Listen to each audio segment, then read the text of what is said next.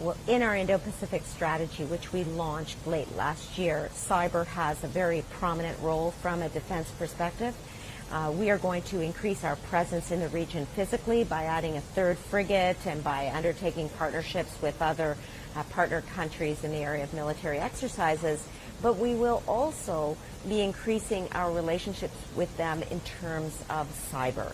How can we partner together in terms of cyber initiatives to ensure greater protection and integrity of the technological networks? Who would you say are the biggest threats in terms of actors, state actors and non-state actors to Canada's national security and that of your partners?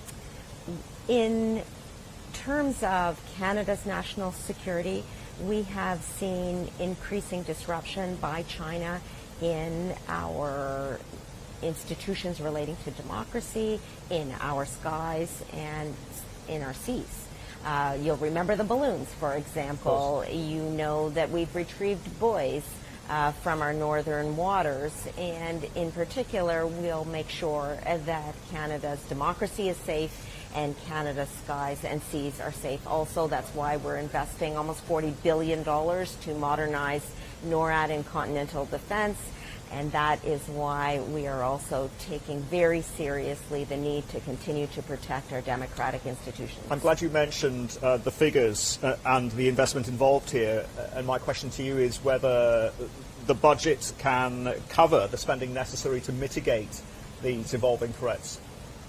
In the area of cyber, as well as on land, in the air, and at sea, Canada is continuing to increase its commitments to defense. Our defense spending is on an upward trajectory, increasing by 70% in the 9-year period beginning in 2017, for example.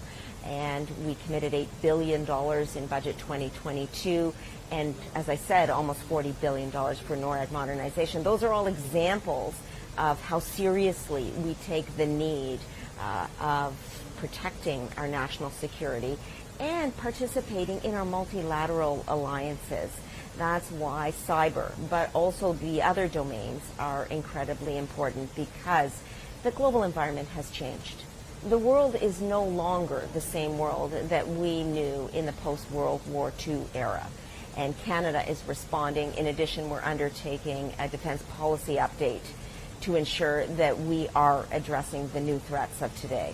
Can we talk about that and where Canada stands in terms of modernising its armed forces to successfully and effectively respond to these emerging threats and the new threat paradigm that is emerging, whether it's in the cyber and the digital sphere, yes, or in a more conventional theatre? Well, most definitely we are in a different environment, as you say, and that is why we are undertaking a comprehensive review of our defense policy, which we are referring to as the Defense Policy Update. Cyber, for example, and space, and making sure that we are responding to a changed global environment.